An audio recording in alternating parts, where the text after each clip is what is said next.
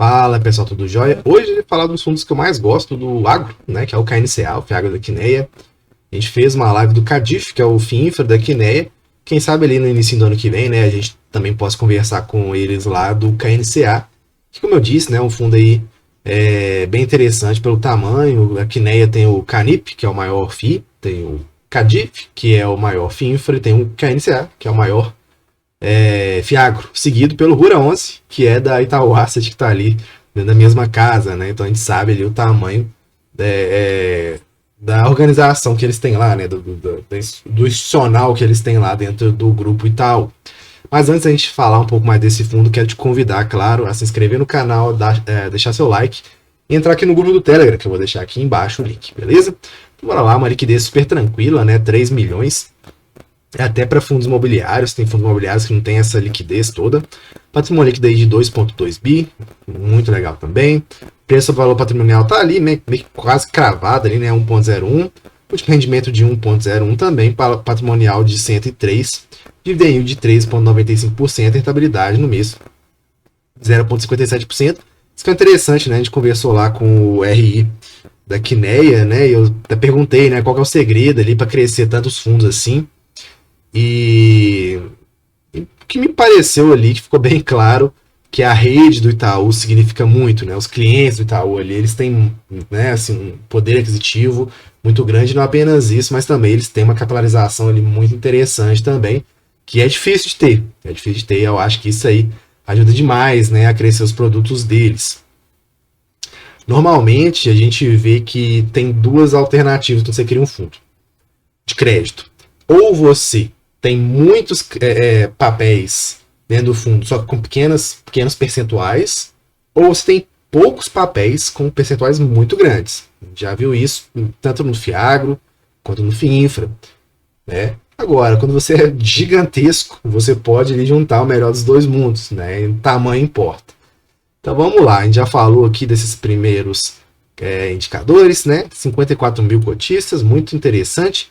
Lembrando ali que no Fiagro tem mais ou menos 460 mil cotistas, então já é um percentual ali super relevante, né? Mais de 10% de todos os investidores dos Fiagros estão aqui. Então, vamos lá. Posição do fundo ao final do período. Ao fim de novembro, a Quineia Agro apresentava a alocação em relação ao seu patrimônio líquido de 84,5% em CRA, 15,2% em LCI e 0,4% em instrumentos de caixa. A parcela investida em CRA atrelados à CDI corresponde a 58,6% do patrimônio, em uma remuneração média de aquisição de CDI mais 5,18 ao ano, bem interessante, né? Os Fiagros eles pagam muito bem mesmo, e um prazo médio de 2,6 anos, então a gente vê que uma duration bem curtinha, o que é importante, né? Você ter boas relações com o agro, você manter seu pipeline sempre cheio. Por quê? Porque a duration é tão curtinha que você está sempre ali tendo que renovar, que é muito diferente, né? Quando você tem uma duration mais longa, que até aumenta o seu risco, eu concordo quem fala isso, mas você não precisa ter o pipeline tão cheio assim. Já a parcela atrelada ao IPCA corresponde a 25,9% do patrimônio do fundo, com remuneração média de IPCA mais 7,9%, que não é tão alta assim, né? Com prazo médio de 6 anos. Para mais detalhes, favor verificar ali o resumo da carteira. Destacando que o fundo está em fase de investimento dos recursos captados em sua última oferta, né? O Rura 11 fez, aí ia passar o KNCA, só que o KNCA fez logo em seguida, né? E aí eles ficaram meio disputando ali o posto de maiores fundos, né? Possui operações em estruturação que deverão ser liquidadas ao longo dos próximos meses. Então vamos lá, taxa de performance não tem, taxa de administração 1,2. Que fundo, né? Assim, fundo, só disso aqui já é um ponto muito positivo. Eu sempre falo, né, que os Fiagros, a gente tem que falar, né, o lado ruim da coisa. A taxa de performance dos Fiagros, ela é, assim, absurda muitas das vezes, é bizarra, né? Então, ponto muito positivo aqui nesse fundo. Eu gosto bastante. Principais movimentações na carteira do fundo. Neste mês, realizamos a aquisição de 2 novas operações no volume de 166 milhões. E aí, quanto que uma pessoa física conseguiria fazer um tamanho de uma operação dessa e não representar ali grande parcela do próprio patrimônio, né? Pouquíssimas pessoas. E aumentamos nossa posição em outros ativos que já estavam na carteira em 1,1 milhões, que é muito pequeno em relação ao percentual do fundo como um todo, né? Segue informações nas aquisições destacadas abaixo, aí coloca 96 milhões, 70 milhões, né? Com taxas Até CDI mais 5 muito atrativa, CDI mais 3,5 não é ruim não, né? Ainda mais. Agora a Selic caiu, né, para 11,75, vai continuar caindo aí, esperamos nós que é bom para a economia como um todo, né? IPCA mais 8, IPCA mais 8,7, não é aquela loucura não, mas interessante, né? Para o longo prazo aí, interessante. Distribuição de dividendos. Dividendos referentes a novembro, cuja distribuição foram em 13 agora desse mês, são de 1,01 por cota e representam uma rentabilidade equivalente a 108% da taxa DI, isento do imposto de renda para pessoas físicas, considerando uma cota de 101.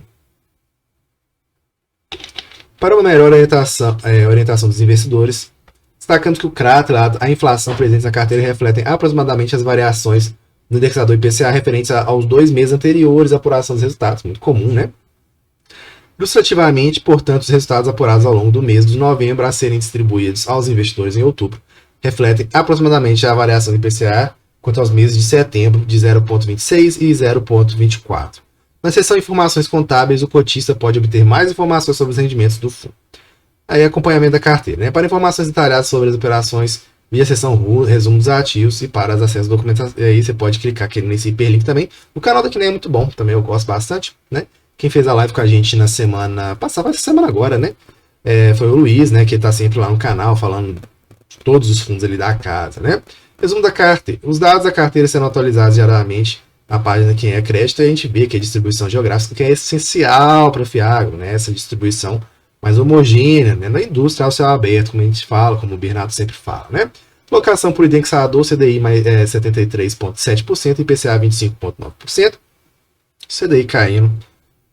Muitos fiagros eles vão ter uma queda no rendimento, sim, isso é natural, tá bom? Mas, na minha opinião, isso melhora o crédito, né? Porque deixa o mercado menos estressado da outra ponta, da ponta do devedor. Você está recebendo dinheiro? Tá, mas é sempre alguém que está pagando, concorda? Faz sentido? Então, quando a taxa Selic melhora, isso meio que dá uma respirada mais no mercado. Eu falo isso nos FINFRAs, nos FIIs, nos FIAGROS. A economia é mais sustentável, você ganha um pouco menos, mas com menos risco de crédito. E é melhor para todo mundo, melhor para o país. Então, a taxa Selic gradualmente caindo é uma coisa positiva, tá bom? Na minha opinião também. Mas, enfim, me parece ser um consenso ali no mercado, isso que eu estou falando. No mês foi transacionado ali um volume de 65 milhões, muito tranquilo, né? Isso aí eu não vou nem falar não, porque a liquidez é muito tranquila.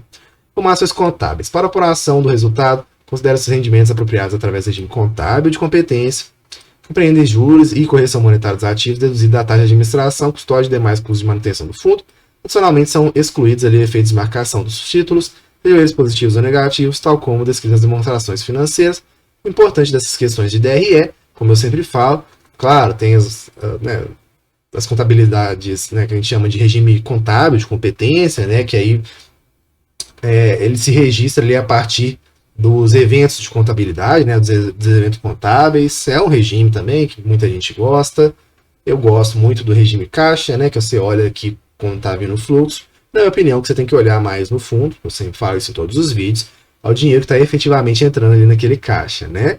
E isso é mais importante ainda na medida que os fundos vão sendo mais arrojados. Então vamos supor que você tem um fundo ali na carteira que ele é mais arrojado, é um fundo, né, que o pessoal chama de high yield ou low grade. Aí sim que é muito importante você olhar o caixa, o fluxo de caixa. Não preciso nem falar de exemplos que a gente está ali falando, inclusive a gente fala aqui no canal dos FIIs, que acontece muito isso, né? Então o mais importante é você ver se está ali esse fluxo financeiro positivo, né, do resultado líquido aqui. Ele mostra aqui, né, em regime contábil, mas como eu disse, né, é importante você ver se o fluxo financeiro está vindo positivamente, né?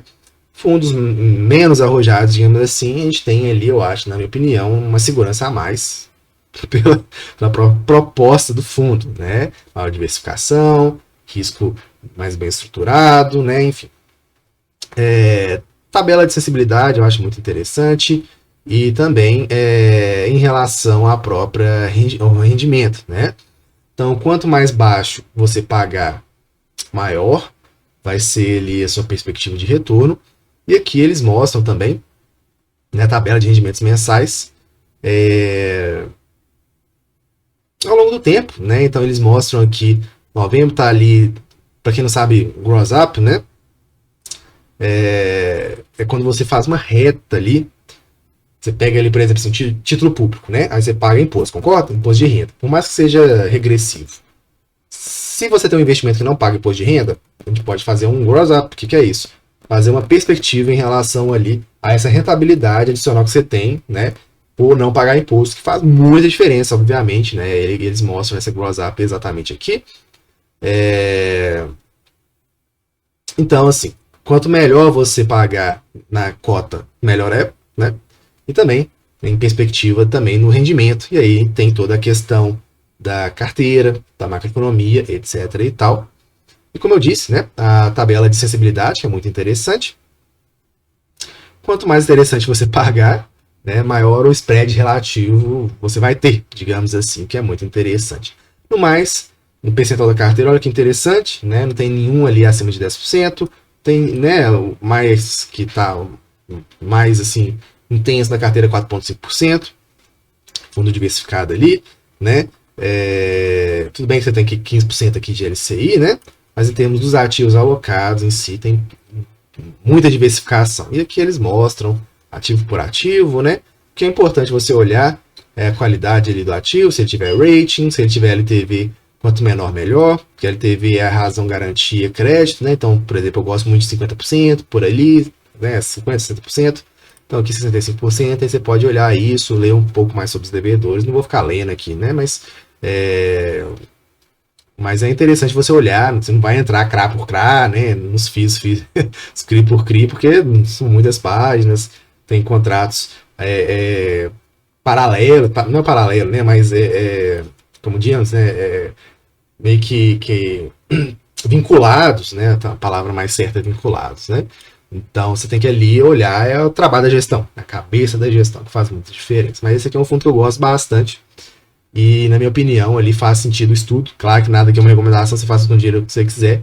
Mas é uma gestão ali, pega uma perspectiva mais conservadora, que eu acho muito interessante. Beleza? Então é isso. Espero que tenham gostado do vídeo. Se gostou, se inscreva no canal, deixe seu like.